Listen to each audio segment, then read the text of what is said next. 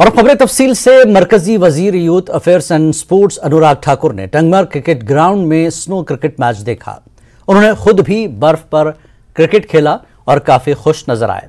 इस दौरान बच्चों की जानिब से मुख्तलिफ कल्चरल प्रोग्राम का एहतमाम किया गया। अनुराग ठाकुर ने बच्चों के साथ तबादला ख्याल किया और उनके साथ बर्फ में तस्वीर भी ली। उनका कहना है कि बर्फ पर इस तरह के खेल मुकाबलों का एहतमाम उनके लिए एक नया तजुर्बा है। टंगमर्ग की तकरीब के बाद मरकजी वजीर गुलमर्ग पहुंचे, जहां कल खेलो इंडिया का आगाज होगा। हमारे मुनीर हुसैन हुर्रा ने टंगमर्ग में मरकजी वजीर youth affairs and sports Anurag Thakur के साथ एक्सक्लूसिव बातचीत की। न्यूज़ 18 में आपका खैर मकदम है। हम अभी यहाँ मौजूद है टंगमर्ग में, हमारे साथ यूनियन मिनिस्टर अनुराग ठाकुर जी है। न्यूज़ 18 में आपका खैर मकदम है सर। और जिस तरह हम देखते हैं लगातार गुलमर्ग के अंदर तीसरा खेलो इंडिया हो रहा है और काफ़ी उत्साह है नौजवानों के अंदर और काफ़ी जोश है, जज्बा है। एक प्लेटफार्म फराहम हो रहा है विंटर गेम्स के हवाले से और नई गेम्स भी इंट्रोड्यूस की गई है और नौजवानों को एक अच्छा प्लेटफॉर्म यहाँ पे हो रहा है। क्या देखिए, खेलो इंडिया एक ऐसा प्लेटफॉर्म बनाकर तैयार किया है जो प्रधानमंत्री जी की सोच कि खेलों को आगे बढ़ाना है। इसमें यूथ गेम्स होती हैं, यूनिवर्सिटी होती हैं और विंटर गेम्स का आगाज तो आज देखिए बर्फबारी के बीच में खूबसूरत कश्मीर के गुलमर्ग में हो रहा है। और यहाँ पर देश भर के 29 स्टेट्स और यूनियन टेरिटरीज से 1500 से ज़्यादा खिलाड़ी पहुँच चुके हैं। बर्फबारी का आनंद भी उठा रहे हैं। कल गेमों का शुरुआत भी होगी। 11 गेम्स किए जाएंगे, 6 दिन तक ये टूर्नामेंट चलेगा और यहाँ से भविष्य के खिलाड़ियों को चुनने का काम भी किया जाएगा। टैलेंट हंट इसके माध्यम से होता है।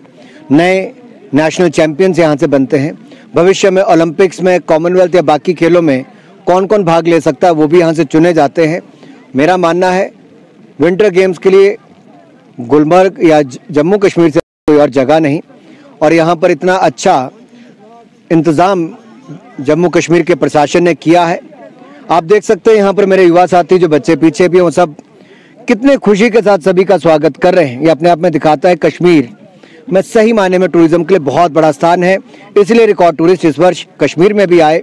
शांति अमन यहाँ पर पहले से ज्यादा हो रहा है और टूरिस्ट की संख्या भी बढ़ रही है। अभी आप टंगमर्ग में रुके हैं, यहाँ पे क्रिकेट का स्नो क्रिकेट खेला गया है और इस हवाले से काफी यहाँ के नौजवानों में भी एक अच्छी उम्मीद जागी है। मैंने क्रिकेट तो सारी उम्र बहुत खेला लेकिन स्नो क्रिकेट कभी नहीं खेला, तो टंगमर्ग में आके वो भी इच्छा पूरी हो गई।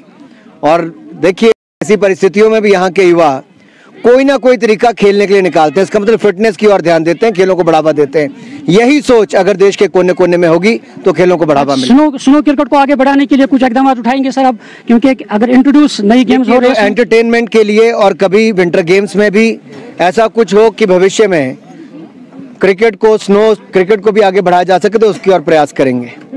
सर एक लास्ट में एक सवाल है सर, एक सवाल है। देखते देखते ही एनवाईसी और रहबर खेल मुलाजमीन जो है वो प्रोटेस्ट पे है। हाँ बिल्कुल, तो उनको कुछ आपकी नजर में है कि उनको बिल्कुल सर जम्मू कश्मीर के अंदर जम्मू कश्मीर एडमिनिस्ट्रेशन से बात करिए।